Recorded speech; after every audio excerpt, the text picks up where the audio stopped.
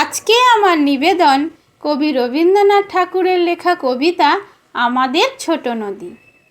আমাদের ছোট নদী চলে আঁকে বাঁকে, বৈশাখ মাসে তার হাঁটু জল থাকে। পার হয়ে যায় গরু, পার হয় গাড়ি, দুই ধার উঁচু তার, ঢালু তার পাড়ি। চিকচিক করে বালি, কোথা নাই কাদা, এক ধারে কাশবন ফুলে ফুলে সাদা। কিচিমিচি করে সেথা শালিকের ঝাঁক, রাতে ওঠে থেকে থেকে শেয়ালের হাঁক। আর পারে আমবন তালবন চলে, গায়ের বামুন পাড়া তারি ছায়া তলে।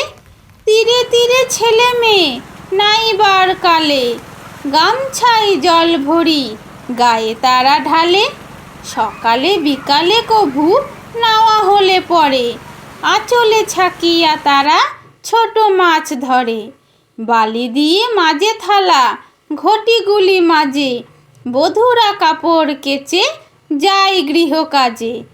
আষাঢ়ে বাদল নামে নদী ভর ভর, মাতিয়া ছুটিয়া চলে ধারা খরতর।